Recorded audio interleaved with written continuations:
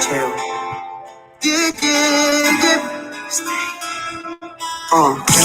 Sigo buscando y no encuentro respuesta al sentimiento llamado tristeza que me consume la cabeza. La vida muestra que lo bueno cuesta, de mucha entrega vienen recompensas. Siguen luchando y ya lo verás. And we're live. Welcome, everybody, brothers and sisters from around the world. Welcome to the great debate, the great Israel-Palestine debate, and this is our 10th episode. We are getting some background noise. Let me fix that real quick. Cool. Whoever enjoyed that song is called Seguer by Heavy Levy and Cheo Stein. The link is in the comments. Every week, we play a new song from a local artist. If you want to submit your music, send it to me. As long as it's not horrible, we will play it. Today we have two very special guests, but before I announce them, for those who are here at the Great Debate for the first time, what makes this debate great? What makes this debate different from other debates? This is not a debate where both sides are trying to defeat one another, trying to humiliate one another. Rather, both sides are working together towards common ground. If you came looking for a fight, you probably won't find one here. Well, not a fight between people, that is. You will find people working together to fight against bad ideas and to fight against hate. That is what you'll see here. The idea is to provide a platform where we can learn about topics, the most important topics we're facing today, and where we could hear people's perspective from all walks of life and all sides of the political spectrum.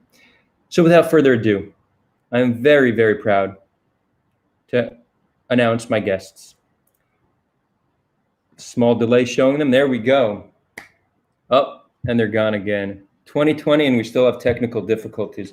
On my bottom left, Rafi Gassel. He is a father, a Zionist, a scientist, and a peace activist.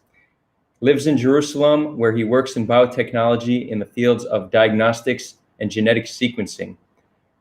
He advocates for cooperative coexistence and equality in Israel and Palestine through the realization of mutual recognition of indigenous rights for the Jewish and Palestinian people.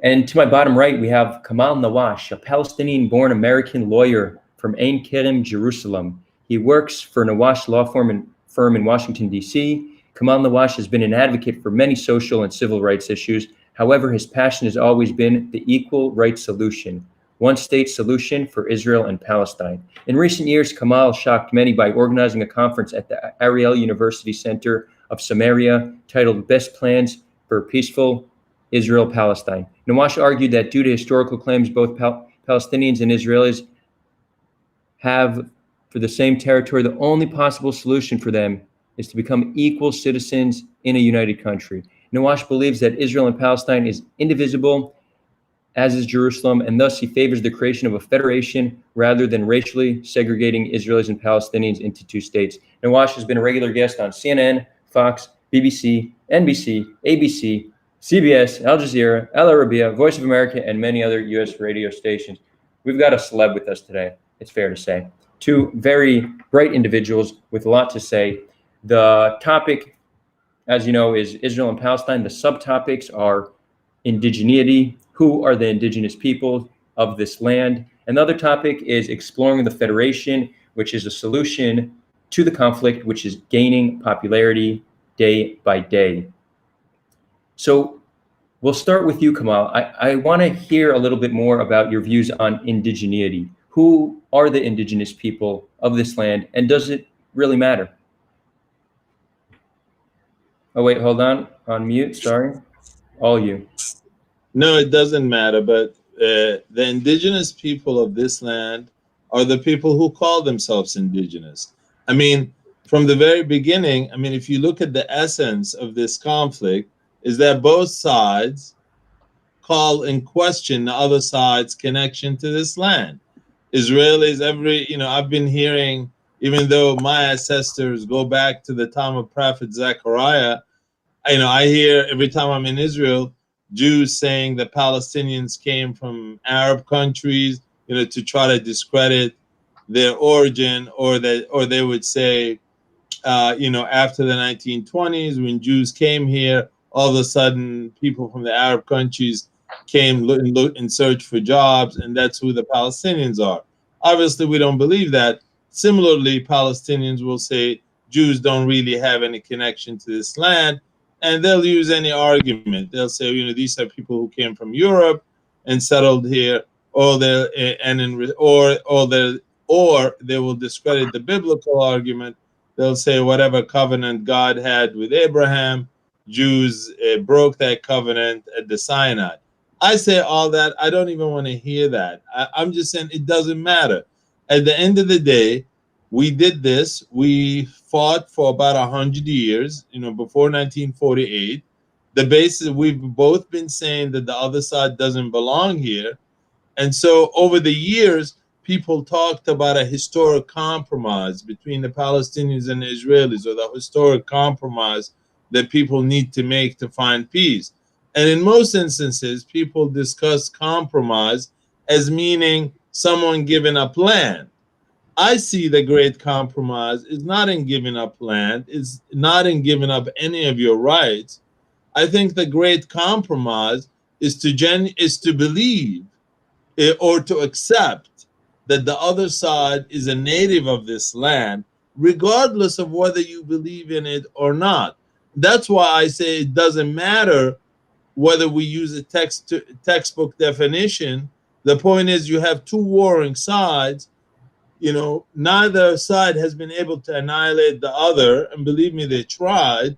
Neither side has been able to succeed. So now we're looking for a way forward. And I can't imagine any Jew will convince me that I'm not native to this land, just as I cannot convince any Jew that he's not native to this land. To the contrary, I think we should start every conversation by saying, whether it's Palestinian talking to a Jew, or I usually use Shlomo as the symbolic Jewish name. And, you have to start by saying something like this, Mr. Shlomo, I understand why this land is important to you. I understand you have historical and religious ties to this land. I know you have emotional ties to this land. And I think every Jew in the world should have the right to move here and become a citizen immediately. And I'll go one step further than that. I'll say, don't just move to Israel proper, which is the land of 1948. You could actually come live with us in the West Bank and Gaza.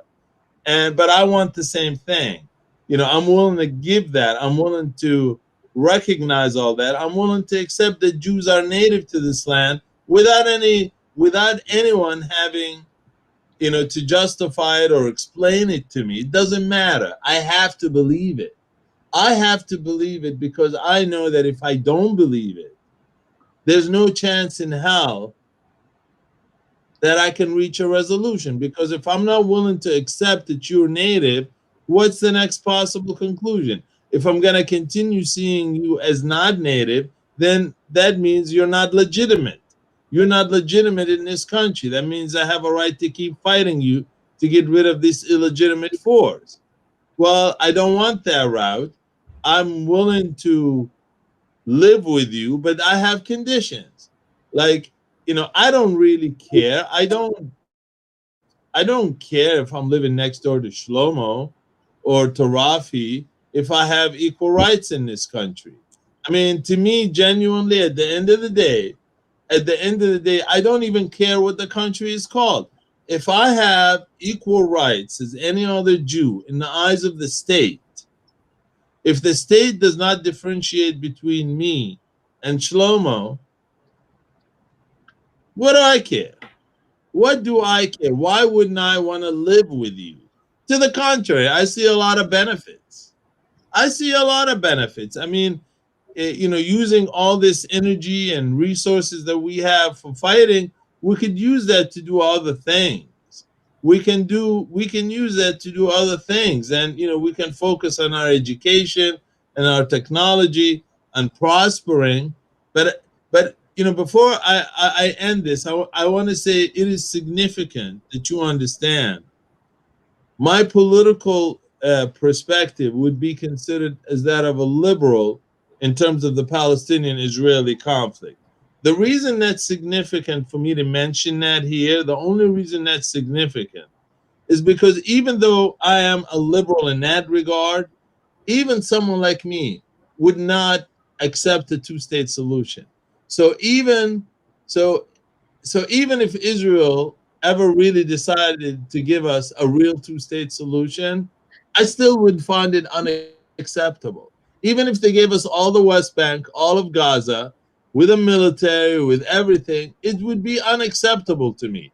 The reason I say this to you, if I consider myself a liberal ideologically when it comes to this issue, and I'm telling you that I would think a two-state solution is unfair, then imagine try to convince a person who's more conservative than me. So this is the only reason I mention that, and I'm saying, if I am treated equally, I believe I have a claim, I have a right to every square inch of this land from the Jordan River to the Mediterranean Sea. That doesn't mean I have to accept a system where Rafi has any less rights. I'm just telling you what's my minimum requirements. I am so attached to this place. I am so attached to this land as a Palestinian. I'm not just attached to Ramallah. When I go to Tel Aviv, when I go to Nazareth, in my mind, as is every Palestinian in the world, when they set foot in these lands, in these cities, they're not thinking I'm going to some foreign land. They're not thinking I'm going to some foreign city belonging to Jews or Israelis. No, they think this is home. And it's significant for you to understand that. So I'm telling you how I feel. How I feel as a liberal Palestinian, even I, the most liberal you can get, will find the two-state solution unfair, unacceptable. And if I'm that way, you must ask yourself, then why would the Palestinians, 20 or 25 years ago, why did they accept it to begin with if they really don't believe in it? And the idea is we felt we were forced into it. We felt out of weakness we had to take it. And so, but I think God loves us all that it didn't work out, that it did not work out, because a solution based on military strength alone is unlikely to last. So you want a solution that whether you're strong or weak, or whether I'm strong or weak, whether you trust me or not, or whether I trust you or not, it can still work. And to me, that is not giving up my rights in all of Israel, not giving up my rights in all of Palestine.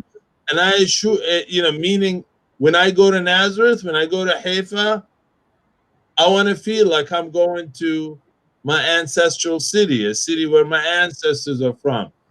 So, but just because I say that, it doesn't mean you should see that, or you should take that as something negative, or meaning that this somehow is against your interests. To the contrary, just because I love this place, I can accept that you can love it just as much. Right. I can accept that. And if I'm, I've seen Rafi several times. Before that is Yehuda and all that. We were friends. I started meeting Jews or Israeli Jews only 10 years ago. Before, I've never had any interaction with them. And,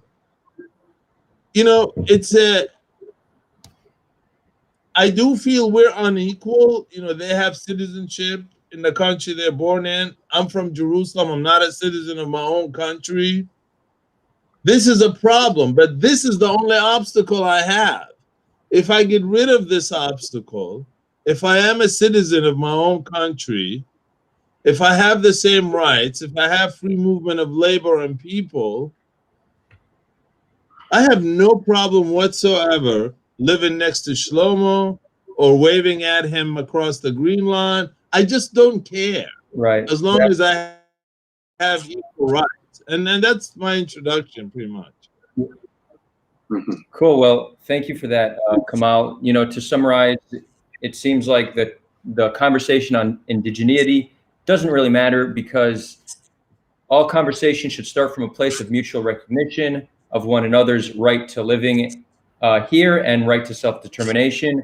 So there's no point in getting into that conversation. And furthermore, you believe that we all love this land, we're all living here. There's no reason at all why we can't live together and why we can't be equal on this land. Sounds reasonable enough to me. Rafi, what? The one last thing, I'm sorry, one last thing. And so then the only question becomes, how do we do it, the structure, so that each feels safe? I mean, ultimately, you know, the one-state solution. Kamal, we'll get into that. I just want to give Rafi an opportunity. Okay, go ahead. Sorry about that. Rafi, so I'd love to hear your thoughts on the topic of indigeneity. Sure. So in terms, I agree with almost everything Kamal said here.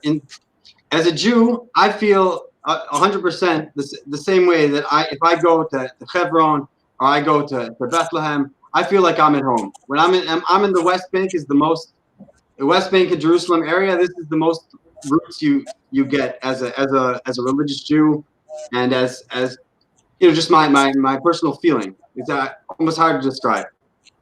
And I've been, you know, involved in debating with Palestinians for many years about this story. Since I was in university, I started like a dialogue group with the, you know, Israelis and Palestinians. And then when I came here, I saw a video of Kamal on, I think he was interviewed by the Jerusalem Post, and they were doing this event in Ariel. And then I sort of reached out, and we got involved in the Best Plans project. And I started debating with people all over the world about the Israel-Palestine conflict. And I feel like it almost always boils down to that issue of both guys, like Kamal said, that both guys, you know, a lot of the hardcore Israelis on the far right are all saying the Palestinians, they're all from, you know, Morocco, or they're from Arabia, they're from any other Arab country except for here. And then the Palestinians are like, no, the Jews are from every other country except for here in the world. They're like, very much, it's a core, they're afraid to let go of the belief that they're the indigenous person, and for them that means that the other person can't be indigenous for their indigenous to be true. And if they accept that, they're traitors to their own people. As soon as I say that Kamal is really from Ein Kerem, like he says he's from Ein Kerem, all of a sudden, you know, I'm giving up my rights to Israel, and 3,000 years of history and longing to return to our homeland is washed away. So my perspective over time, and also I know you mentioned that I run a DNA sequencing lab. So over the years, there've been a lot of like genetic studies, and I've been, you know, following that sort of stuff. Mostly I work in, you know, oncology and agriculture and other stuff, and now coronavirus is the new thing. But I've been following all these studies, and for years you see that like the majority of Jews and the majority of Palestinians seem to be related to each other. And this data has been out for 20 years, and it just gets more and more crystallized over time. I mean, now they dug up like 70 samples of bones from 3,000 years ago, and they published it in a peer-reviewed paper saying, yes, the majority of Jews and Palestinians who are living in Israel now seem to be the descendants of, you know, of these people who lived here 3,000 years ago. And people are still like ignoring. They're like, no. They don't want to listen to like that bit of truth. So what I think in terms of indigenous, I know some people try to give a very like academic version of what it means to be indigenous. They try to get very narrow rules. Something from the UN I saw. The UN has not recognized any official definition of indigenous. What world bodies use for what indigenous means is it's a title that you use to protect the people that have been somehow disenfranchised in their own land. You know, and a good story when we were just talking about before I got here, were the Mexico, which the word Mexico comes from.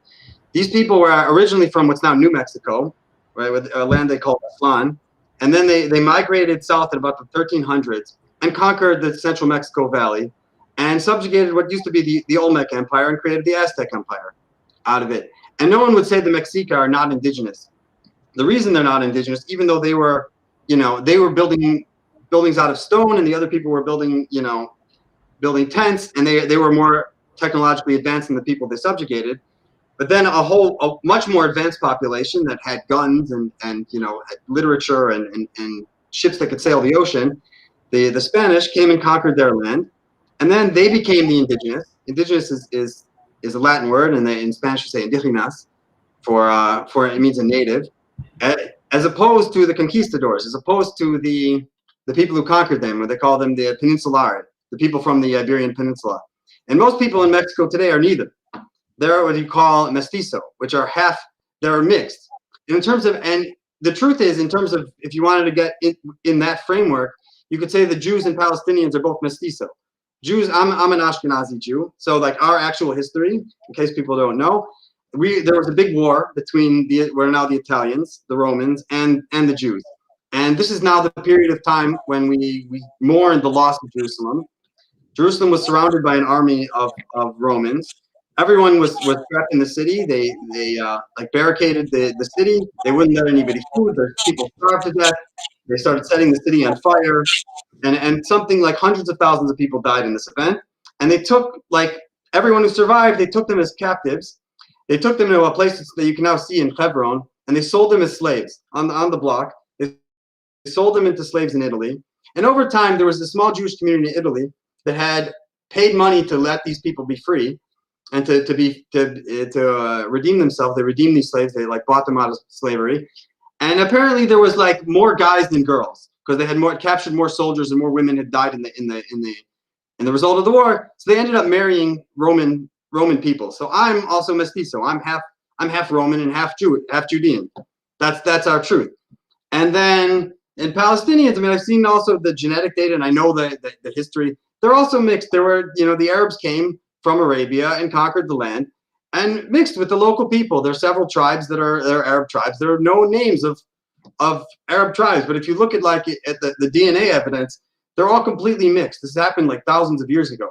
And so everyone is like me. Like, I'm not a pure-blooded Judean. I'm not pure-blooded Italian. I'm a mixed person. Just like, and the Palestinians, they're a mix between the Arabs that had conquered the land and all the natives that they assimilated into their culture. And like, I had an Arab worker, a scientist who used to work here, and she once asked me one day, she's like, why do we have this custom whenever we make bread, we take a little piece of the bread and we stick it to the side of the oven? Where does this come from? Like, that's a Jewish custom. It's called challah, And then like we're at our weddings, we would take a glass, everyone in my village, and they step on it. I'm like, what is this? I'm like, yeah, you're mourning the loss of Jerusalem. Like, I'm like, but it doesn't mean that she's Jewish. She's been for over 1,000 years, been Muslim and stuff. I can't it's not for me to define her identity, but I could recognize her as sort of a long lost relative, which is nice, but it's not for me to push my identity on her. I could respect. So so the way I look at it, even though you'd say both people, we share common ancestry, we both came from this land, we've developed our own identities now, and so that's why both sides have a real legitimate claim that they're from here, and at the same time they identify as a different group of people. So that's why I'm in favor of agreeing that they're both indigenous, because both people they were also victims. I mean, the Jews were expelled here at the time when they had the first Zionist Congress. Jews were second-class citizens in every country in the world. In 1889, they got this group of Jews together saying, where are we going to move to? And what was their problem? Jews were second-class citizens and honestly facing annihilation on 3 continents. There were massacres, and eventually there was the huge massacre of the Holocaust. But they were facing threat, and they were discriminated against everywhere. So they're like, we got to do something about this. So we want to go home. So they were a people in trouble. Now, how does that? What happens to indigenous people when they've unindigenified themselves and they've now come back to power? How do they mix into our modern sort of academic concept of indigenous? It's complicated. But then also the Palestinians. What made the Palestinians indigenous? On one hand, they're indigenous because they're like there was a quote from Crazy Horse, who's a famous Native American leader and a warrior. And he said, my home is where my dead lie buried. They're indigenous because they're from here. And then they're also indigenous because they've been subjugated by people that were more sophisticated or more advanced. The Jews, at least the Jews from Europe, had more advanced technology. They came here and they brought medicine and they drained the swamps. All the stuff that the Zionists brag about. They were more advanced, and they had backings from the Americans and from the French, and they got more advanced weapons. And even though they were completely outnumbered, very much like the conquistadors versus the Aztecs. They were able to conquer the place because they had come from a place, a society that was more developed, and they had come here. And Palestine at the time was pre-industrial, was mostly agricultural. So it was, it wasn't a fair game. And they were able to conquer the land and subjugate the people. But so now the Palestinians have become indigenous from the academic perspective. They're now a people at risk. They're at risk for losing their culture, their heritage, their language. We're people who want to Israelify, Israelization, Israelify the country. They want to make them all into our model. And I think that when I say I want indigenous rights, I want the rights described by the Universal Declaration of Indigenous Rights is when you have a people like the Native Americans or in Canada or in other parts of the world, you have a people that's in danger of being, of not being able to preserve their heritage and preserve their connection to their sacred sites and their symbols. So I want those protections both for the Jews, for the Israelis, so we can keep our flag and keep our symbols and our menorah and our names and preserve our languages and our culture, and not get in the event that we have an Arab majority country, we'll be a minority and not be able to preserve what we think is valuable as indigenous people. And likewise the reverse. If I'm the majority here, I'm going to Israelify the Palestinians, and they won't feel comfortable going out as representing themselves in their native culture. And so I want both sides to have that protection of the definition of indigenous, have that label and those rights as indigenous, including the right to return, obviously, because that's the most fundamental right. If you're expelled from your homeland and you're an indigenous person, you should have the right to go home. And then when you get there, you should be respected, and you could say, listen, I want a school where I can teach my kids in my language.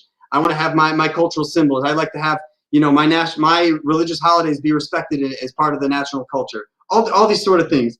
And to find a way that within the framework of one country to do that for both people. So, one country where both people are indigenous, and that's basically like the whole country. That's very much the majority. Yeah, I'm missing. I'm not hearing you. Background noise.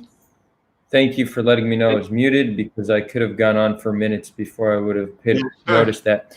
You make a very good point that I'm going to try to summarize in 2 sentences. I'm doing this off the cuff, so I may not succeed to be the most articulate, but I think it's very important. The claim you're making is that indigenous rights were created in order to protect Native people against persecution from outside forces. Now, most instances of indigeneity, it's very clear who the indigenous people are. It's people who have lived there for a very long time, and then an outside force came. Now, at face value, it would seem the Palestinians under that criteria would fall under indigenous. But when you look at it deeper, you see Jews being here, one of the first civilizations on this land, were kicked out of this land for 2,000 years. The nature of why the term indigenous was created, it's to protect Native people, so it can very easily apply to both populations, which I think that's a very powerful point. And I'm happy you brought that up. Now, next week we're going to have a debate with Sherry Sufi, who is an Australian scholar and politician, and Ryan Belrose, who is an indigenous rights activist. Sure. Both are non-Jewish, both are Zionists.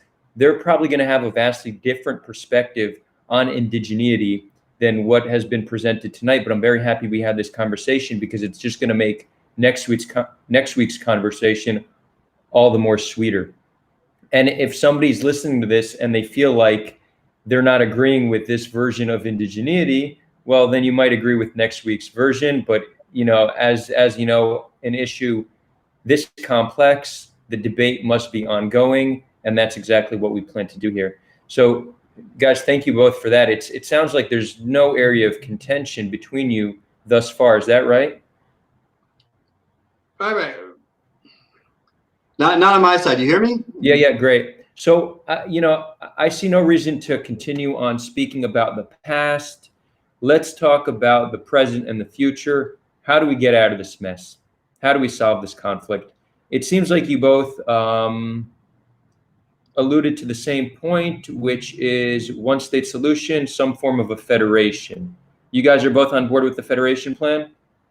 Yeah. So Sure. We might have, when you get to the details, you might have some different ideas, but you hear me? yes, Kamal, sorry, you were muted, but Kamal, feel free to take the first go at it. Look, what does federation look the like? idea of the one-state solution isn't actually a new idea. It certainly wasn't me. It certainly wasn't Rafi. They were talking about it. I read a book by historian Avi Schleim, which you may know. He's an Israeli historian, and this issue was being discussed even as far back as the 1920s, before Israel became a state, where Palestinians were saying even back then, look, there's no way you'll ever see a day of peace if we don't have equal rights in this place. There were people in the 1920s. I mean, but even, look at, for example, the famous Iron Dome missile system that Israel has now. The only reason I mention it is the name, Iron Dome. That comes from another word from the 1920s called Iron Wall, which was written by Japutsky. Do I pronounce his name correctly? Jabotinsky? Yeah. Well, in that article, he was responding. There was a discussion among Zionists about what is the future relationship with the Palestinian population. There were some Jews from the 1920s who said, look, we got to live with these people as equals if we really want this to succeed. And Japutsky responded in that article, Iron Wall, saying we can't. We cannot do that. So my point is, even back in the 1920s, they were talking. He was responding to the argument about those who said, let's have a one-state solution. At that point, certainly among Jews and Zionists, those who wanted their own state won out. Same thing with Palestinians. I mean, there had been, even Yasser Arafat, up until 1971, he was saying, look, in my heart of hearts, I know this won't work unless we have a one-state solution. And he, even though he was going for the two-state solution, he felt he had no choice. But at the end of the day, of everything Rafi said, to me, the most significant thing is about preserving our identities, preserving our rights, preserving our security, feeling secure and safe in this place. It's easy to say one-state solution. I mean, if you ask a 5 or a 6-year-old child about, hey, these people are fighting over this place, they've been fighting for 100 years, what should we do? The natural instinct of a child is to say, hey, why don't we just share it? And that is an answer, but why isn't it that easy, for example? It's not because, let's say, again, Rafi alluded to it, one of the questions in his mind, what if Palestinians outnumber us one day?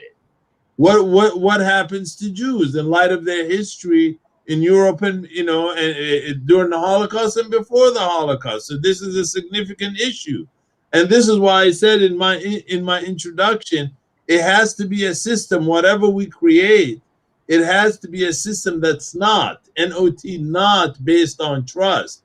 We have to create a system that works whether we trust each other or not. So, for example, one thing that seems to be important to many is to be able to celebrate your identity, to have your identity flourish, for Jews to be Jewish without fearing anything like they did in the past, and same thing for Palestinians to be Palestinians without being put in jail, just by having our flag, without just being persecuted the way we are now, without having rights. I mean, one example of the cruelty of the current system.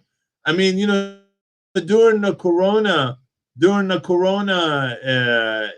we're still going through the corona, but there were many Palestinians who were stranded outside.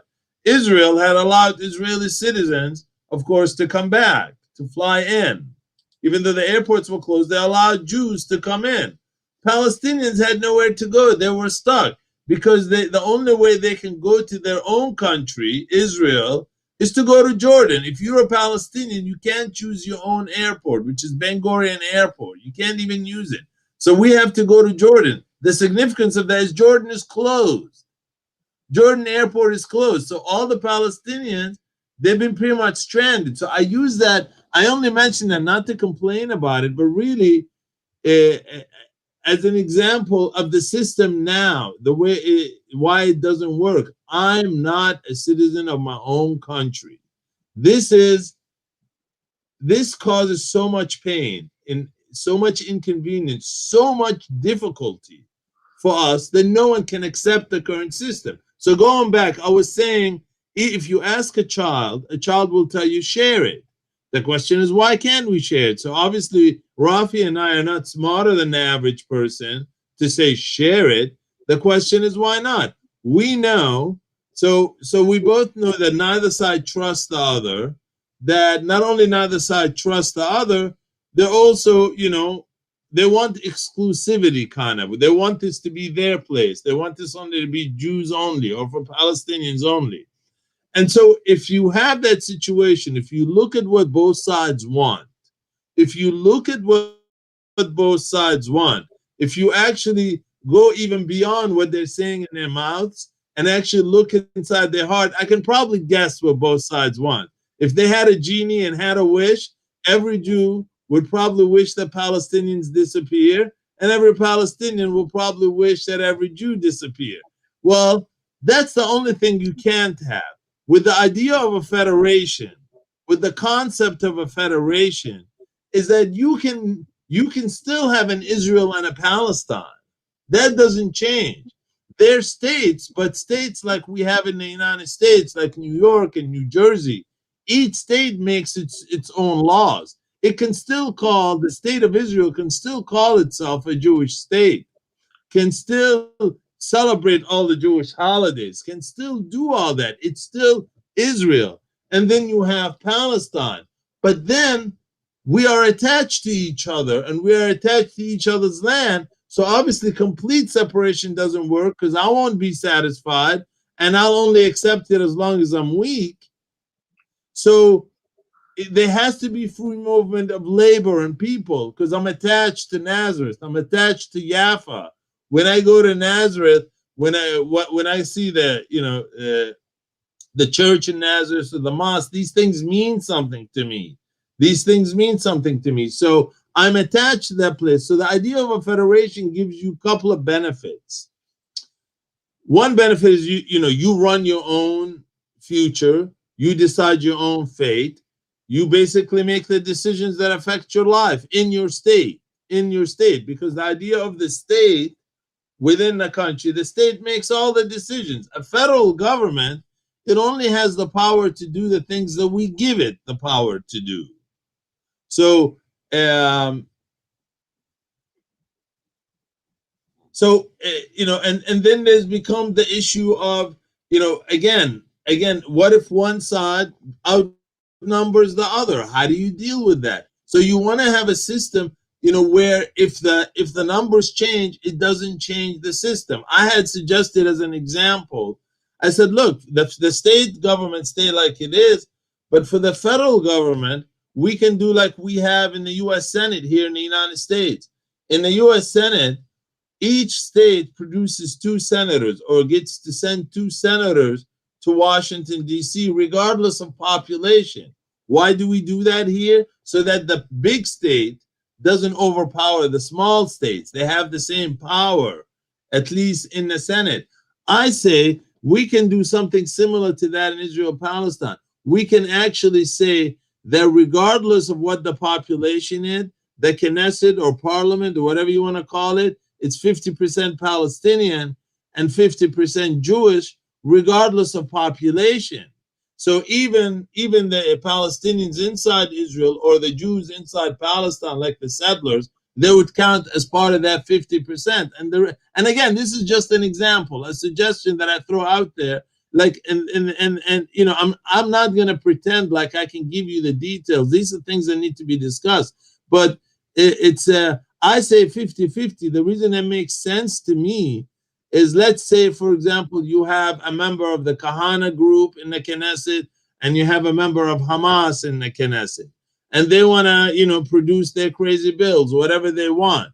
Well, if it's 50-50, you're going to need at least one person from the other side voting with you for a federal proposal to pass. You at least need one person. So if I got someone from Kahana that wants to pass a law to kick all Palestinians out, it's highly unlikely he's going to get one person from the other side to vote with him. So by this system, you naturally have the moderates, or those who want to live together, rule.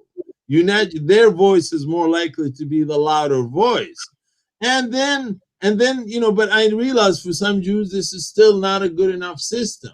You know, I say, you know, we can have also national guards. We can have national guards. I would say take the entire Israeli military as we know it now and make it Israel's national guard, the state of Israel's national guard. And then we can have a federal military of both of us. The reason I say take Israel's entire military and make it your national guard, if you want that extra security, if you want to feel, hey, you know, if we give Palestinians equal rights, that it might be dangerous, okay, take your military, make it your state national guard for that extra security.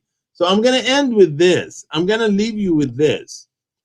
I want to bring you to the issue of slavery in America.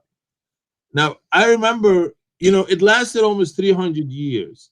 And they did it so comprehensively here. Not only did they change their names, they changed their history, they made them forget about their history, and they tried to convince blacks that they were subhuman, that this was normal. And they taught them that for a couple of hundred years, but in the end, it didn't work. It did not work. Why? And the question is, why is it that when we taught this person, we said to you, you know, Mr. Black person, you have dark skin, you can't, you know, we think you descended of an ape, not from Adam. We think you come from a monkey. This is who you are, right? That's what they basically told them. But it didn't work. It didn't work. How did that black person know that he was human? How did he know to reject this? And I think there's something within each human being. There's a compass inside every human being that lets them know when they're not being treated equally to other human beings, and they don't like it, they will never accept it. I mean, if you have children, try to give one of your children something and not give the other child something. See what will happen. It's not going to happen. So to me as a Palestinian, you know, I see these debates among Jews, some saying they want to give me this, some saying they want to give me that.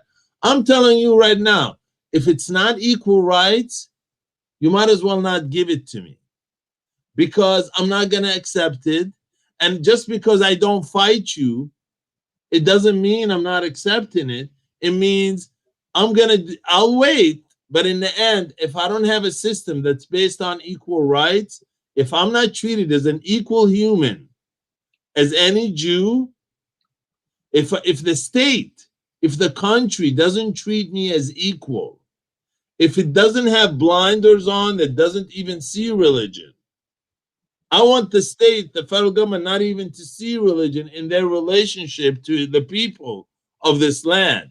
So, like for here in the U.S., we don't put our religions on papers. No one even knows our religions. When I walk down the street, no one knows my religion. There's no preference for one religion or the other. And that's a better system. That's a better system. Now, this is the final conclusion. When we as people suggest plans for peace, in a way, we're prophesizing. We are prophesizing. We're doing a lot of guesswork. We're trying to say, if you do A plus B, you'll get Y, or you'll get X, and here's X. So in a way, since we don't have all the variables, and since this is not science, we can't say for sure what the result would be. So we're prophesizing. But I say in this case, we don't need to prophesize. We do not. We can look at the situation on the ground and see what works and what doesn't. So let's look. Israel divides Palestinians into several different categories. You have 50% of them, of course, outside the country and not allowed to come back in. You got those in Gaza, you got those in the West Bank, you got those in Jerusalem, and you got those inside Israel. The ones inside Israel are citizens. The ones in Jerusalem are not citizens, but residents of Jerusalem and residents of Israel. The ones in the West Bank are neither one of those things, but they have slightly more freedom than the ones in Gaza. And the ones in Gaza are in prison. So let's look how these four different Palestinians respond to Israel. Let's look at those who have it worse and look at the ones who have it best. The ones, I don't know if there's any dispute, the ones who have it worse are the ones in Gaza. The ones who have it best are the ones in Nazareth, for example, inside Israel. So let's look at their relationship to the Jews, how they respond to Jews. When was the last time you saw a person from Nazareth or Haifa send a Qassam rocket at Israel? When was the last time that someone from Jaffa went and blew himself up? When was the last time, someone from Fahim took his van to ram Jews? I don't know of any incidents in which that happened. I don't know of if there's any instance during the first and second Intifada where the people in Nazareth participated. I don't know that they participated. I don't know that they threw rocks at Israeli soldiers. So, but now you look at Gaza, it has constant problems with Israel. How could you expect the people from Gaza to respond any other way? I mean, they're living in a situation they don't like. They hate it. They see no way out of it, except, in their minds, they see nowhere out of it. So they use the only method they know. And, so I say you don't need to prophesize. Look, you tell me the minute, by the way, 80% of the people from Gaza are not from Gaza. And the only reason I say this, they're from Israel proper, right? These are people who left in 1948. They went to Gaza. The only reason I mention that is they're related to the people in Nazareth. They're related to the people in Haifa and Jaffa. And so you can't say these are different people when you search for an answer as to why the ones in Nazareth are not fighting and why the ones in Gaza are fighting. And so they're the same family. They're related to each other. So in conclusion, I don't think you have to prophesize as to what works between us. It's already been proven. It's already been proven. Even though what you call Israeli Arabs, we call them Palestinians, but what you call Israeli Arabs,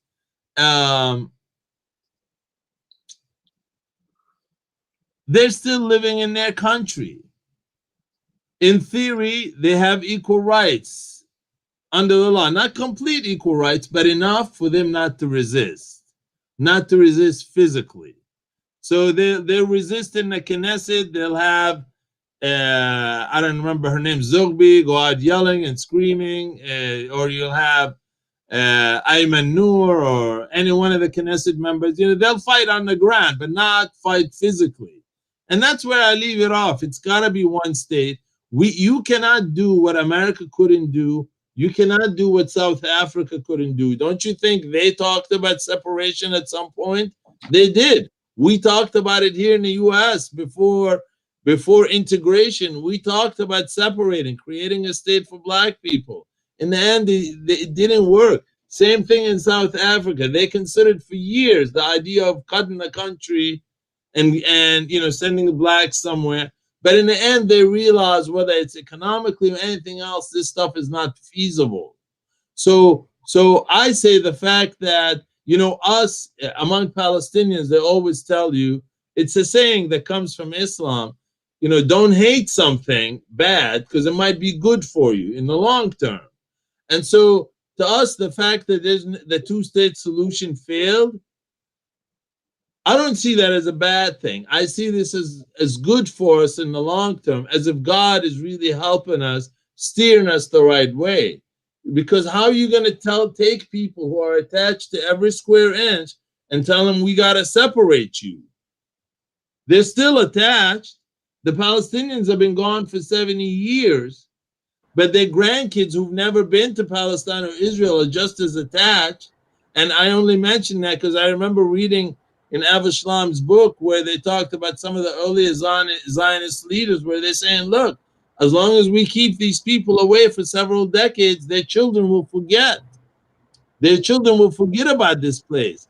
That whole system didn't work. And to give you the best example, I was at a conference a few years ago.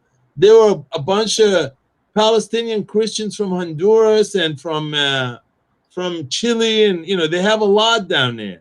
And these are people who left 70 years ago, right in 1948. Their parents initially, to help them assimilate and integrate, they didn't want them, to talk about their heritage. They didn't give them Palestinian names. They gave them Spanish Christian names. I mean, they were Christian, but they gave them Spanish names, like Ayuhanna or became Juan, for example. And so, but now I was at this conference, it's their kids and their grandkids, even though their parents went out of their way to not tell them anything about their history, their grandkids on their own rediscovered it, even though they don't speak a word of Arabic. And all they know is hummus and Palestinian rights. That's all they know.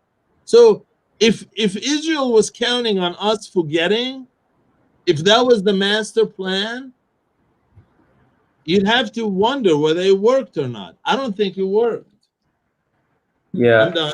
So thank you, Kamal. I want to reinforce something you said because I think it's essential to understanding, where we're at and what we need to do to solve this conflict. You mentioned that humans have this internal compass when they understand that they're unequal, and there's actually science to back up that claim. I've heard that term described as mimetic desire. We want what our neighbors have, and we're not satisfied unless we have at least some similar status to them. And they've proven this with, I think, chimpanzees, that also they start fighting when there's inequality. There's also data to support the idea that you often hear that poor people are more likely to commit crime, more likely to be violent, but that's actually not true. It's when you are poor in relation to your neighbors is when poor people begin to become violent. So equality is not only a moral imperative, it is an essential aspect of the human psyche in order to achieve well-being. So we need to understand how essential equality is across the board in order to solve any conflict we have. So I think that's a very important point. Rafi, all you on the Federation, what does it look like to you? How do we make it work? So I just to mention something Kamal said, that there's this dream of Israelis to wish away all the Palestinians. For me, I definitely would not wish away the Palestinians. I have a lot of friends and coworkers and people I really enjoy. And for me, it'd be something would be missing here if you didn't have all the Palestinians. To me, it's not my wish is that everyone gets to come back, and we don't have politicians having squabbles amongst each other, keeping people out of the country because of their problems. People should just be able to come and live, and and make some kind of system so where the politicians are happy with the amount of power they have, and and working in our benefits, so that we could just live as if how we'd really want to. And something that I saw about the idea that Palestinians would never forget. I mean, as a Jewish person, I completely recognize that in ourselves, that we had been gone here for 1800 years or so, or 1900 years, and we never forgot. And we would tell ourselves generation after generation, we're coming back to Israel for forever, until we made it a reality. And you tell yourself something long enough, you make it happen. So, and I think that's going to happen with the Palestinians. They haven't let go, and so I don't really see that happening. So I'm with Kamal in terms of the Federation, although where I'm becoming more and more open to not caring about the details of the rules of what the Federation is on. Because I'm not sure that what Israelis are worried about is all the dotting their I's and crossing the T's. That's what I've found, at least in my perspective, as I've been talking to more and more Israelis, it's more the idea that we touched on earlier about the indigenous rights, is they believe it's not right. They believe that the Palestinians are foreigners and they're the natives in some way, and therefore they don't have to do this. And they're like stuck in this mindset that they have to be superior. Now you brought up Jabotinsky, which was interesting. So Jabotinsky didn't really see it that way. Jabotinsky, when he said an iron wall, he was talking about everyone outside. He wanted a state where it was equal, where he had 51% Jews and 49% Arabs. He wanted to basically, he was in favor of attacking the British and throwing them out of here, and basically standing up to everyone in the world who was going to stop them from making the state. But he actually wrote about having, alternate presidents between a Palestinian and a Jew, or an Arab and a Jew in his mentality. So that's, for me, I don't care if it's 59-49 or 49-59. I've sort of, as I've gotten, gone further in this development, I feel like it's more, if 11 million Palestinians in the world believe I have the right to be here, I do.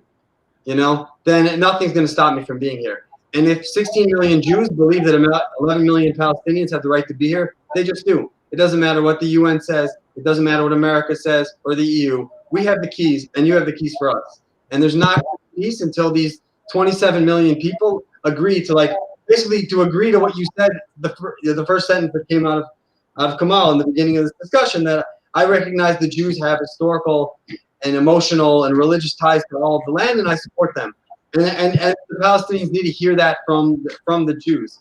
And then once you get that, I think the details will be less important. So, but to get back to Adar's question, what do I think it would look like? I'm open to various models of what a federation would be. I helped, Kamal when he was writing his plan. I wrote plans originally for a confederation, where it would be like 2 states, and technically each side would have your own passport, but you'd have a shared capital in Jerusalem. It'd be almost like the EU. You could go to the other state. You could live in the other state. Sort of like a 2 states, 1 homeland. There was an earlier version. As I've gotten more into it, I feel like if people would really accept each other as fellow natives, it doesn't really matter. And now I think I'd rather have 1 passport that says the United States of Israel and Palestine on it, and to have 27 million Jews and Palestinians believe in that, and then that would make me safer than how exactly to structure. But if we're going to structure it, I feel like there's 2 models you could do. Or there's the model that Kamal is suggesting, where you make it half Jewish and you make 3 parliaments essentially: a Palestinian parliament, a Jewish parliament, and then a 50-50 mixed parliament, which is one idea. It's fairly reasonable. Another idea I had also been in touch with the people called the Federation Movement. I helped them draw up a map for their peace plan. Kamal went with me to the Knesset to talk to people about that plan. So which would be more, that idea is more like maybe like Switzerland or like the United States, where you'd have 2 parliaments instead of 3. You'd have 1 parliament that was elected generally just by the population, like you have like the House of Congress, and the other parliament would be the senators. And you divided the whole country into regions, and each place would have 2 senators. Now the way you can make it 50-50 is you just make, half the regions, you gerrymander the districts, and then half the regions are Palestinian regions, and half the regions are Israeli regions. And you do that as the starting point. And over time, people will move around and shift. But I figure in the long run, hopefully, political parties will be less. You won't have a Jewish party and an Arab party. You'll just have conservatives and liberals. And me and Kamal would be on the for the Israel-Palestine Republicans supporting them instead of, and maybe Adar would support the Israel-Palestine Democrats. I don't know. But we could, it wouldn't be so much where you'd have parties where like you have now, where you have the Joint List, which is an all-Arab party, where you have, far left communists and like conservative religious Muslims. And it doesn't make sense. And then you have an ultra-Orthodox party that says, some kind of crazy ideas also, but has enough clout to get their agenda into the government. So ultimately, I would look more toward, like a 2-party system where you have more liberals and conservatives and people stop voting along ethnic lines. So I'm even open, honestly, to a version where you like what I said, like America, where you divide the country into regions, not really where you just make regions that are just very gerrymandered and only Palestinians in this region, only Palestinians. Just make totally mixed regions. Have like a Judea region, have like a coastal region, have a greater Tel Aviv region, like a northern Galilee region. just have regions, and people in that region could learn to get along with each other. If you had a region that was half Jews and half Arabs, but on them wasn't the responsibility for what to do with the whole country. They just got to run, Western Galilee. Okay, so how do you want the school system in Western Galilee to go? How do you want, the police force to be? But I mean, each group you have to be a little bit mixed, like you have in America. You have in Chicago and in Baltimore and in Washington, Virginia. Virginia is a state with black people and white people and Hispanic people, and they've got to figure out how to make it work. You don't have black states and white states and Hispanic states where everyone gets to have portions going to the government. So I'm even open to that. But in order to get, I think, to be like America, you have to have that idea. You have to have, when I was a kid, I was in a Jewish school, and eventually I was like a troublemaker. And like in 5th grade, they asked me to leave, and I went to a public school. And one of the first things that the formative memories I have is I was in a circle with all these kids, black kids and white kids and Indian kids, Jewish kids, and everyone was singing like Michael Jackson's "Heal the World," make it a better place, this song, and I was like, wow, I've been like in my whole life in a place where everyone was exactly my same culture, but here, and people were afraid of the outside culture. They didn't want us to if you meet them, they're gonna change how your beliefs. And here's American public school where you just mix everyone together and people just make it happen. So and they do that by having American values, by having values that all men are created equal, and that you pledge allegiance to the flag, one nation under God, indivisible, liberty and justice for all. So I feel like the United States of Israel Palestine can be built on those values, and those are more important, I think, than the details of exactly the strategy for forcing this equality, or making it half Jewish and half Arab. Although I'm open to discussing with those who want it to be very, very rigidly half Jewish, half Arabs in terms of the parliamentary system. Or something like Switzerland, you have districts that are Italian Swiss, French Swiss, and German Swiss, and they're very homogenous within their cantons, they're called, and then they have certain numbers of representatives in the federal system. So I'm open in terms of how exactly to do the boundaries of this, of our federation, because you get a few different people, everyone's going to have a slightly different opinion. So I don't want to be like, it's got to be my federation. But I'm a little flexible, but I'm even flexible in the direction of just do it like the United States of America, and you build it on those values that they built America. You have the Constitution, you have the Declaration of Independence, and those values can hold us together. And it goes back to the indigenous rights, the belief that both of these people are really native, and that if 11 million Palestinians are going to fight for my right to be here, and 16 million Jews are going to fight for the right of 11 million Palestinians to be here, then we don't have a problem. So that's what I think. And that's right. I mean, yeah, that's it. I'll just say this. I'll leave it. I don't want to take it from you, Adar. Go ahead. No, I do want to move to some audience questions. This session will be slightly shorter than what we normally do, just because we started late. Here in Israel, it's already 10:30 p.m. on a Thursday. I want to start my weekend, but also the amount of ground that we covered has been more than what we normally do in 2-hour sessions. And if there's one thing that I've learned in the 10 debates that I've now hosted, it seems like there's a growing consensus that the two-state solution is dead. The two-state solution is highly flawed. People don't want to split the land. There are a set of challenges. How do we live together? What do we do about demographic issues? What do we call it? But it seems like if we approach this in good faith and have these types of conversation, it seems like none of these challenges cannot be overcome. I want to remind the audience, if you want to reach out to Rafi or Kamal, their contact information is in the description, as is mine. We are all happy to engage in dialogue. Feel free to reach out to any of us. If you're new to this channel, please subscribe. We're doing around two debates a week and some other exciting content. And if you enjoy this video, please give it an upvote. And if you didn't like it, give it a downvote. You're free to do as you wish. Just express yourself. We're going to move to some questions. Before we move to some questions, Kamal and Rafi, is there anything short you want to summarize with? I would say if you do, 2 minutes. If not, we'll move straight to questions. I mean, I saw the question, but about the Al-Aqsa Mosque. Yeah, let me bring it up. Sure. Or some. I maybe it wasn't a question. Maybe it was just sort of a comment. Yeah, well, but here's in a question form. Moshe re-asked it. Thank you, Moshe, for the question. As a Muslim, are you touched by the fact that we don't have a temple to pray? You have Mecca. It's a religious war. Let's face it. So you guys are both free to respond to that. You want So first? it's not a religious war to you. It might be. I mean, to me, it might be to you. And so to me, I told you what it's about. It's about equal rights. I'm attached to that land. My parents, my family goes back to the time of Prophet Zechariah. We're blood relatives, not the Jewish Prophet Zechariah, the one who was taking care of Jesus Christ. He was living in Ain Karim. My family actually goes back to that.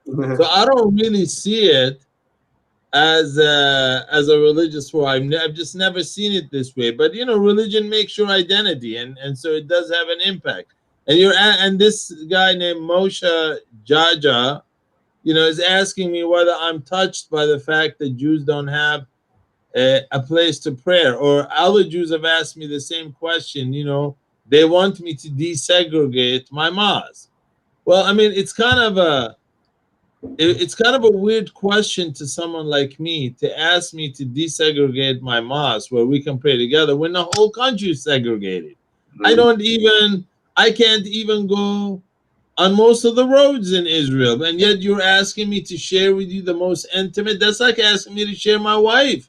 I mean, it's one thing, I would feel a lot easier to share my mosque with any Jew if I felt I was part of this country. And there's the theological basis for it. I mean, it goes back to the time of Prophet Muhammad.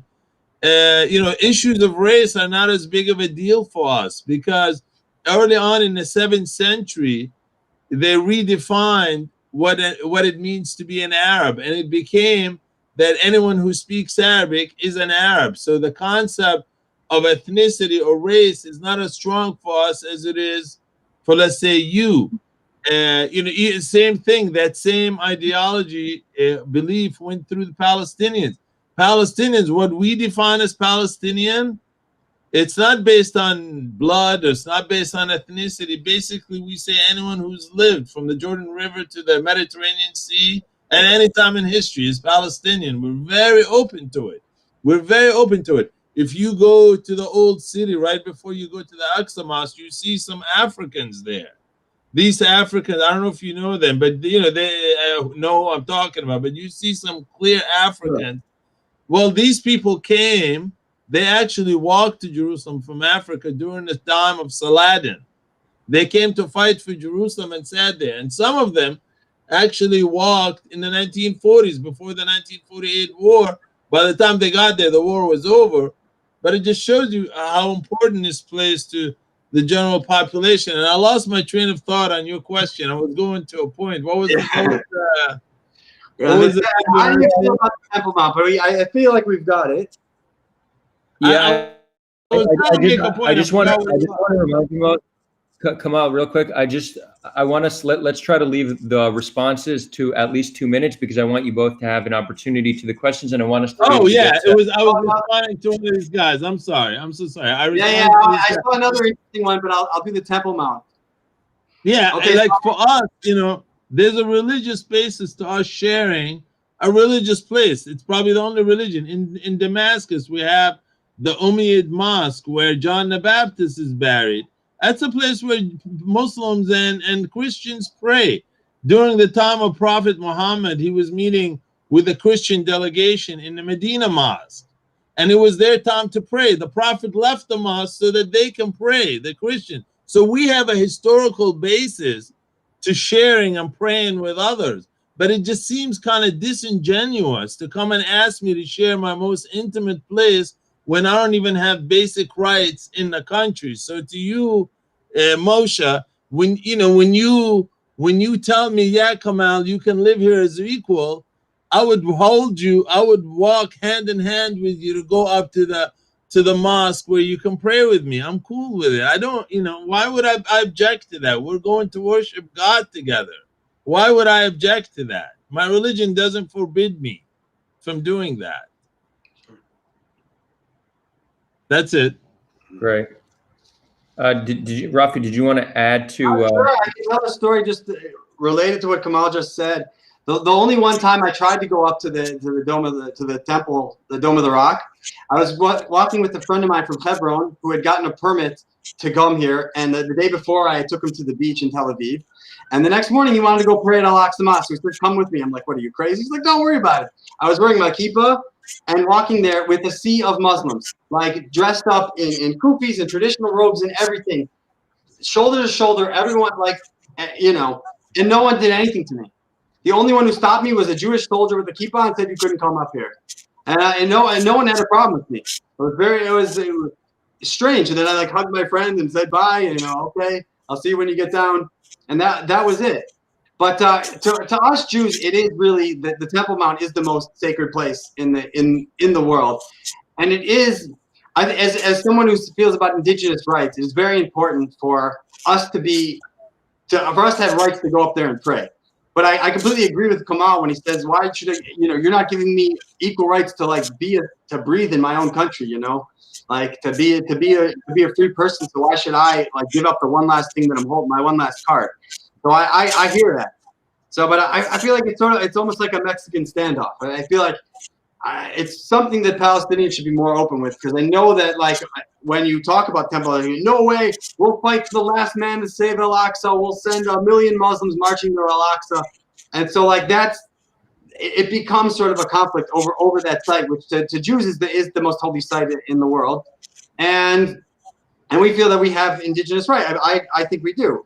This was a Jewish religious site before it was a Muslim site. It's a Muslim site because Islam is 90% Jewish anyways. Like we're almost the same religion, and that's why we obviously care about the same sites, because we have the same stories.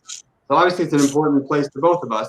But so finding a way to share it in the context of obviously a free country where people can come, return, and live as equal people, I think should be part of the conversation at least.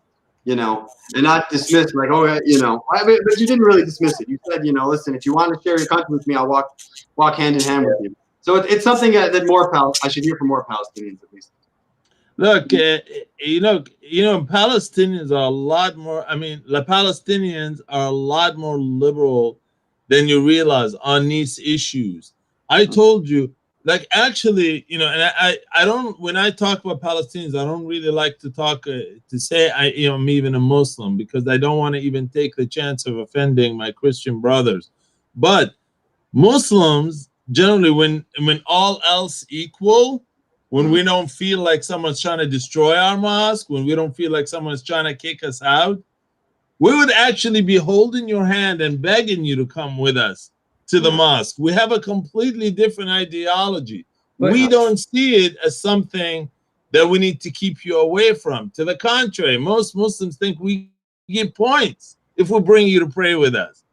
So, but our passionate opposition to all this is the fact that we are just persecuted in Israel, the fact that we're unequal in this country. And it just seems bizarre and insincere to us that you tell me, hey, I want to pray in the same place you do, and I have to sneak in to come into my own country. It doesn't make sense. I mean, it's just too premature. Kamal, I think it's a very good point that it's how can we even have the conversation about equality on Temple Mount given the current power dynamic, and also the point that it's very hard to understand what Palestinians truly feel given the current power dynamic. That being said, I would say it's legitimate to be concerned with how minorities may be treated under a Muslim-ruled country, because the Middle East is not known to have great minority rights, and we have seen persecution of Christians and Jews in many Middle Eastern countries where Muslims are powerful. So, I do need to push back on this point. It's not obvious that it's such a clear case to be made that given Muslims being the powerful population, that minorities will be treated well, because currently we're not seeing that in many Middle Eastern countries. We're people at war currently with Jews, I say this, and I don't know how accurate it is. It's the same author that I mentioned earlier, Avish Lime, and he mentioned several different programs where Jews were persecuted throughout the world, and we're saying that in most instances, those who ran away came to Muslim majority countries. You know, there was just a lot. I mean, you can't just ignore the fact that a lot of Jews, like prior to Israel, there were Jews in almost every Arab country. There were Jews in Libya. There were Jews in Morocco. There were Jews in Algeria. There were Jews in Egypt. Right. They survived thousands of years, and I don't think it's coincidence that they left or got kicked out only after 1948. So you can't ignore the thousands of years before, and you're going to have to explain that when others persecuted you, why did you come to us? You must have felt there was some safety in coming to us. You must have felt that, or you wouldn't have come to us. So I don't know how genuine these arguments are. You cannot judge our relationship now, today, in the last 40 years, when we are a people at war. You know, I see Jews all the time. They'll take some Palestinian somewhere and they'll say, look at what he said. He said, we're the scum of the earth. This is what people do when they're at war. Do you need to come here like during World War II? You see, look at American newspapers and see how they describe Adolf Hitler or Mussolini or, you know, the Emperor of Japan. You usually make fun of them. You usually attack them. You usually make the other side feel, you know, you describe them as idiots, as violent. That's what people do when they're at war. So you have to put things in the right context. I'm able, maybe Rafi and I are able to do it. Maybe we're able to separate our emotions from logic. I don't know. Maybe the fact that we grew up in America makes us feel like this. I don't know. But I'm telling you right now, you got two Jews and you know, our huge audience of 4 people. You know, I want them to know that was a joke. I'm sorry, I shouldn't have done it. No, we got a good crowd. I want our audience to know. I'm telling you, if you care what Palestinians think, look at me. If I had equal rights in my own country, I wouldn't care less how many Jews live there.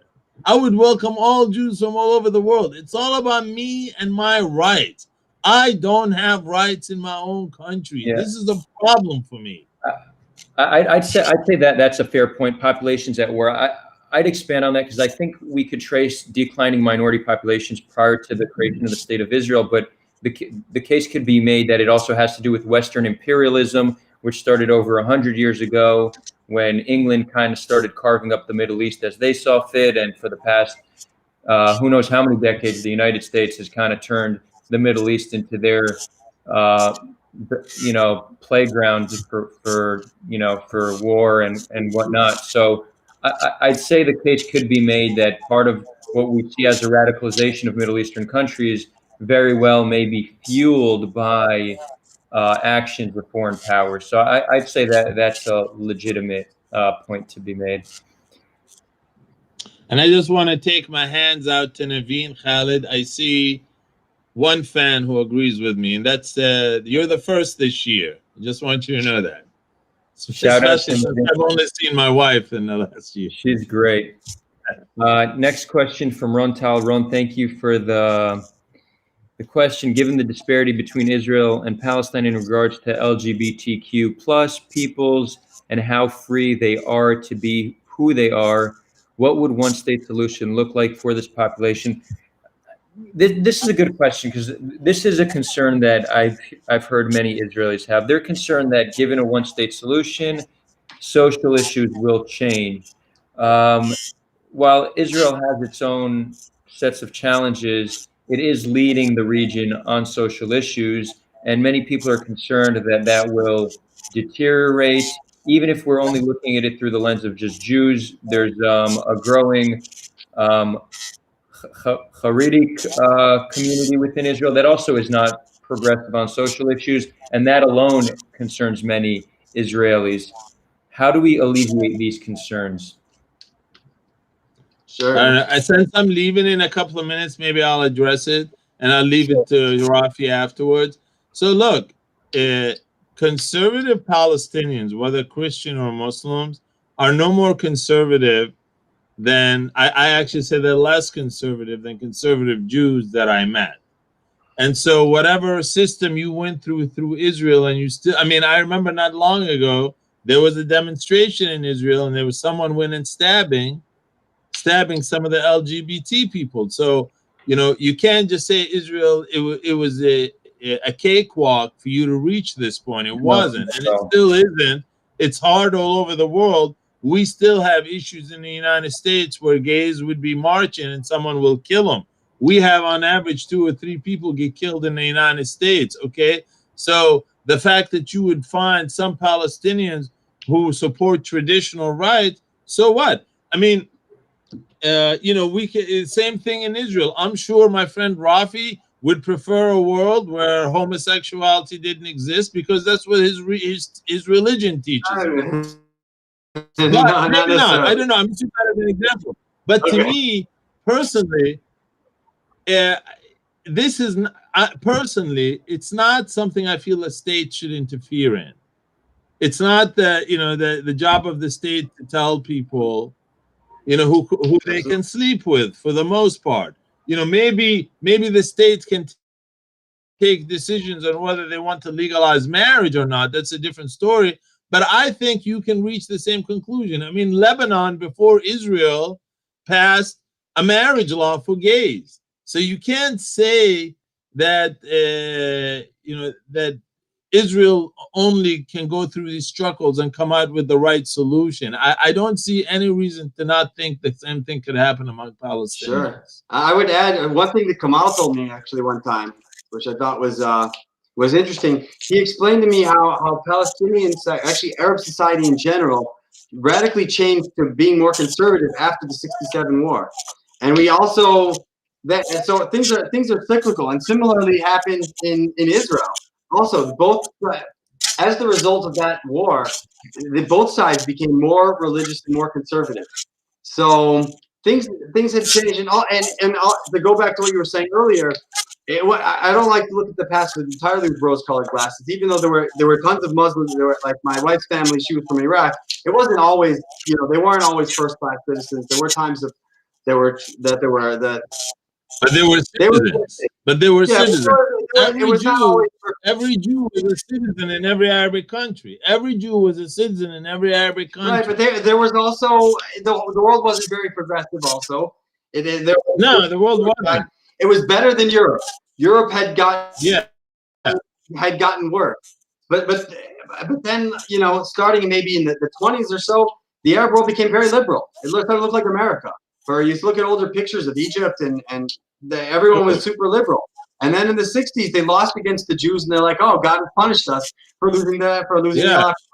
Exactly. So now we've got you're right. the Al-Aqsa Mosque back, and it happened the same thing to the Jewish community. It used to be that Israel was sort of this project of like very secular, liberal, you know, kibbutznik people who built kibbutzim, and all of a sudden after '67, there was this whole movement amongst my culture, amongst like what we call the Dati Lumi, the religious nationalists, people who were like religious but somewhat modern in America, were like, oh my God, the Bible is talking to us. Like, you know, God said we were going to come back and be back in Hebron and Nablus and all these places. We were going to get to come home, and it's there. It happened. Like, and no one believed it was going to happen.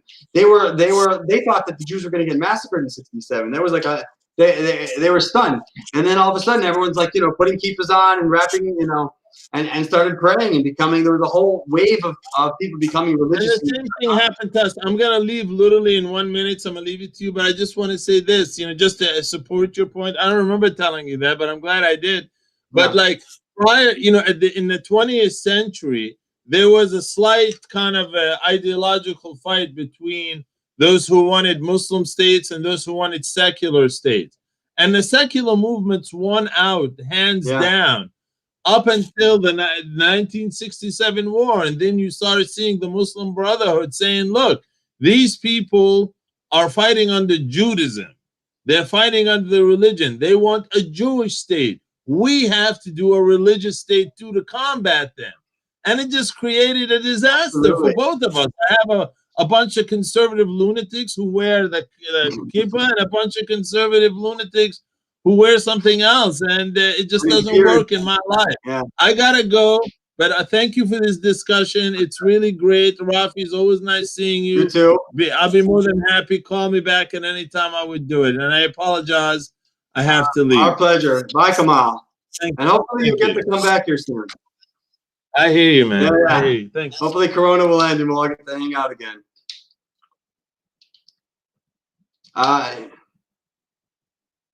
Muted. Yep. Yep. Oh, I gave Kamal a very nice farewell blessing, and nobody heard. But Aye.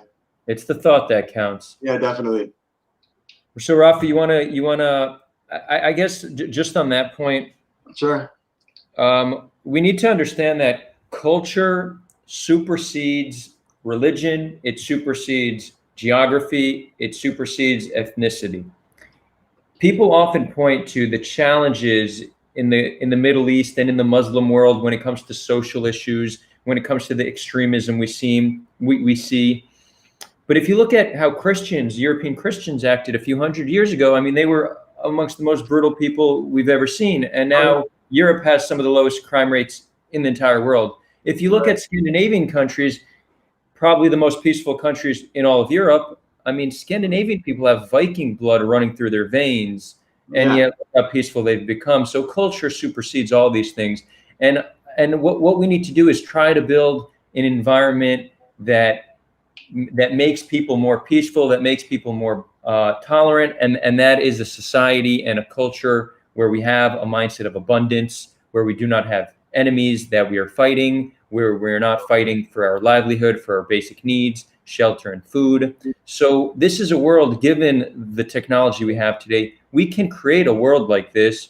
And, you know, we do see setbacks here and there, but if you look at the global trajectory over the past few hundred years, and even over the past few decades, we're making tremendous progress, bringing us to a place of abundance, of a mindset of abundance. It seems like we are facing a new challenge where we have abundance of material wealth, but a scarcity of meaning, and that's what we're seeing in the Western world. And that's why, as countries become richer, suicide rates increase as well. So we still haven't solved the whole problem. We need to find a way to give people meaning as we become more abundant.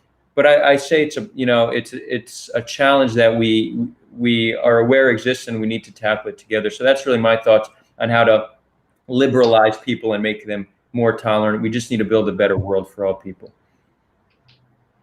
Absolutely. Yeah. I think that goes back to one of the points I said, that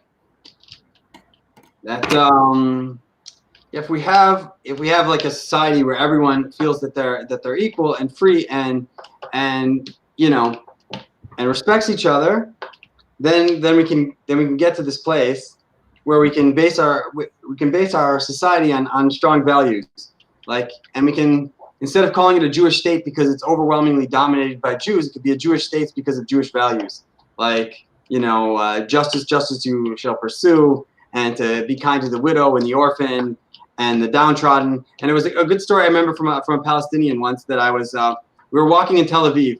We went to the beach, and it was like a Ramadan, and it was on a fast day, and we were heading to a pizza shop, and we were walking, and he saw a guy on the floor, and he asked me, "What is this person doing on the floor?" And I said, "He's poor. Why is he sleeping on the floor?" And I said, "He's poor." He's like, "What, homeless people? Like in America?" I'm like, "Yeah, like homeless people. You don't have homeless people in Palestine?" He's like, "No. If the guy doesn't have a house, we'll find him a house." I'm like, that's strange. You think of these people as your enemy, but that's a pretty good value to have. That's what they do in Nordic countries. They decide that we don't want to have homeless people. And so if we could take the best images of ourselves, what it means to be Jewish, what it means to be Israeli, and synthesize what's the best of that, and the best things of Palestinians, and there are good things in their culture, and put that together in our country that we can have built on sort of values that we believe in, and that will really protect us more than walls and bombs and and everything else. And so that's what I think will help liberalize people. You know, when you're raised strong with values of tolerance and acceptance, you learn to accept the Jew. You can learn to accept the gay person. If you can accept the, right, if you accept Palestinians, it's easier to accept other people. So amen to that, Rafi. Are those your final words? Well, thank you so much for having me, and hopefully we could do it again. And yeah, I think we should. I'd be happy to talk again about one state and about people who want to argue with me about indigenous rights and what that means. Yeah, Rafi, I'd love to have you back because you made very good points about indigeneity that are contrary to the common narrative we hear. So I will bring you back again to speak to somebody who has the contrary opinion to yours when it comes to indigeneity. It was really a great pleasure hosting you, and I do look forward to having you back. Sure. Thank you. Have a great evening, Rafi. Talk soon. Bye. Hey, guys. I will stay on for another 10 minutes as I usually do. If anybody has any questions specifically for me, I would be happy to take them. I want to remind everybody that I recently opened a Patreon. For those who are unfamiliar, Patreon is a way to support local artists or content creators. You can go to the Patreon. It's in the description. You could donate $1 a month, $2 a month, $10 a month, $0 a month. It's up to you. The idea here is this is not my full-time job. I still need to work. I need to put food on the table. I would like to make activism and content full-time, and supporting me on Patreon will help make that a reality. I am in the process of uploading exclusive content that will not be on YouTube. It will only be on Patreon for Patreon members. So again, any support would be greatly appreciated. Some questions. I saw one by Sherry that I do want to get to because I like the way you frame this. Sherry Sufi, by the way, guys, Sherry Sufi will be on next week. He's a good friend, an academic and a politician from Australia. Sherry asked if being indigenous is about hardware and software, and what he means by that is hardware being DNA, bloodlines, and all that jazz, or religion, culture, language, values, and all that jazz. So Sherry, at the beginning, both guests spoke on the topic of indigeneity, and they view it to be both hardware and software, and they actually both view it not as, it's not much of a relevant conversation because you'll never convince the other population that you are more indigenous than them. Rather, we should come from a place of mutual recognition that we all love this land. We all have a right to live on this land. Let's work from there. So that's kind of where the conversation about that was the conversation on indigeneity. We will explore that deeper next week when you're on with Ryan Belrose, who's an indigenous rights activist and an indigenous person from Canada. Question from Kugi. Israel is currently heavily and for a long time dominated by the right. Does this dominance need to end before we can have a proper conversation about coexistence and peace? This is a very difficult question. I'm not even sure I have a coherent response to this. I'm not sure that we need to end. First of all, Rafi, I see that you're still here. You could chime in on these questions if you'd like. I'm not sure it's one needs to come before the other. I think it's a process that we approach simultaneously. I think the more activists like us speak up about the importance of equality and the importance of living together, we can change minds. And one of my favorite quotes that I like to live by is that one to change a few, few to change many, many to change the world. When I do activism, I don't think that I'm going to change the world. I don't think I'm going to bring world peace. It's just about changing a few minds. And I think if we all, approach it that way, then we can have a tremendous impact. And, everybody who's watching this right now, recognize your ability to impact others. You can impact others, and the people you impact will then go on and impact more people. So again, I don't have a full answer to that question because it's very challenging, but that is what I would tell you. Do not underestimate your ability to impact change. I'm going to bring Rafi back because he does have something to say on this issue. Sure. Rafi, I missed you. It's been a long time. So in terms of right and left, I don't think it's so clear cut which side is going to do better. I'll tell you, I was actually a member of the Central Committee of the Bayit Yehudi Party. So I've been on the right, and then some people consider me left. I feel like there's a new wave of people that are like me and maybe Rudy and Yehuda Cohen, who I really like, who you had the other week, who see it sort of like a triangle. There's like the left, there's the right, and then there's this new group of people who are like, we're really Jewish. We're not like gonna abandon our identity and lie about how we really feel about our connection to our land, but we're not going to do it at the expense of mistreating our cousins. I didn't come here after 2,000 years to like pick on my cousins. That doesn't make sense to me. Being a Zionist means you can always go home, but that's like the central and right of return is sacred and eternal, which I feel like something that Palestinians could jump on. But when you get there, you don't have to beat up your cousins. Like that's not the point, So it doesn't have to be a competition. So I feel like the current left in Israel, maybe there's a little bit of breakaway, but they've been hardcore on the two-state solution. It's very hard to move them off that line. So I don't feel like the mainstream left in Israel is going to take you in that direction either. And the hard right in Israel also not. You really need a new movement, but it's growing. I feel like there's an opportunity between the Trump plan looking so ridiculous and like being so obvious that this is just going to lead to a one-state solution. This is not really a functional two-state solution. This is sort of like an autonomy, this is like in Indian reservations in America, what was left for them, which it sort of reminded me. And we know what happened there. Eventually, they all became citizens of America, and then. Or very not too dissimilar to what happened in South Africa. People are familiar with the details of that. But and then with coronavirus, because how much do you care about how your state reflects your identity when you can't even go outside without a mask on? Like what does that even mean?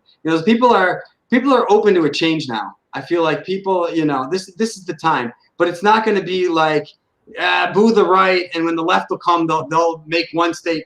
They didn't do that. Rabin wouldn't have, Rabin would have agreed with Trump's plan. So it's not the traditional right or the left. It needs to be something new. But I think it's going to happen.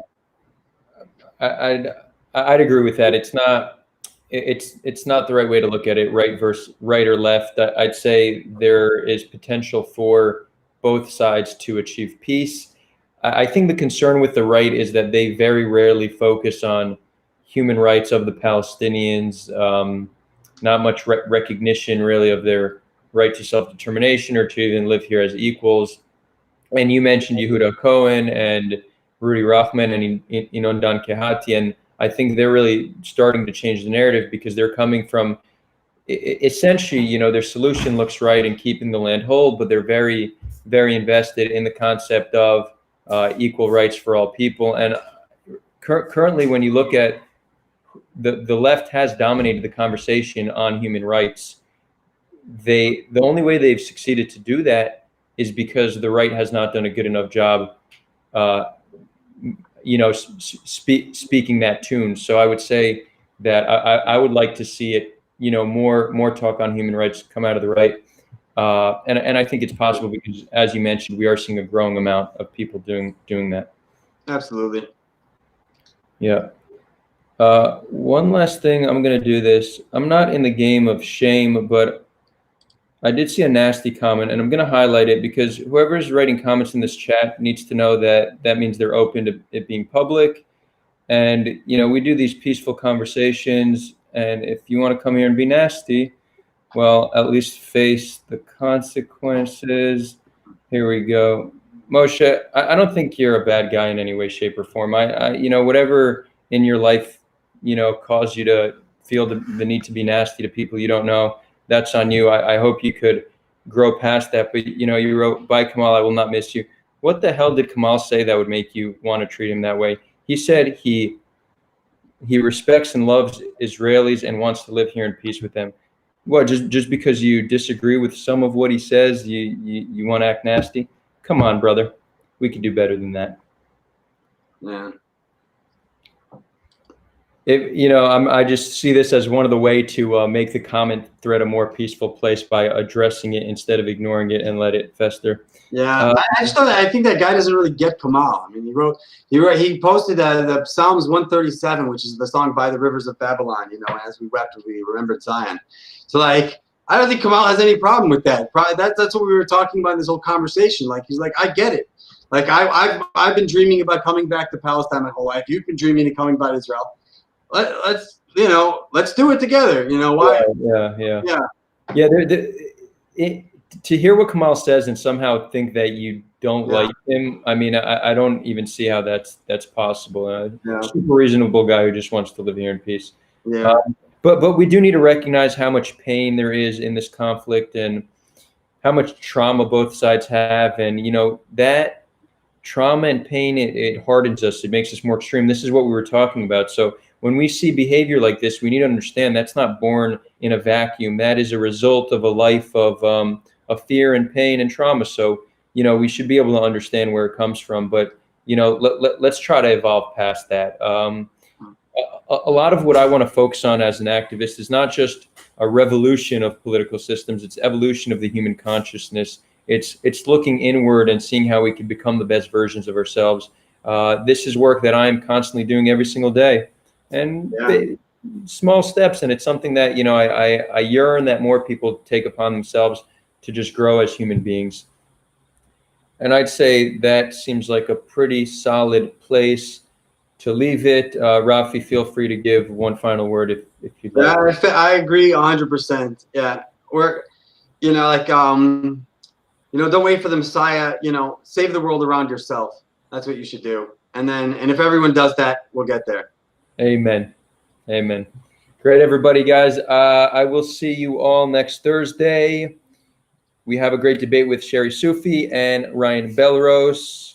Actually, that will be next Monday. Next Thursday, we're doing a debate, a new topic, capitalism versus socialism, the first ever on the Great Debate. It's going to be very interesting. So please tune in, friends. And as always, with love from Tel Aviv,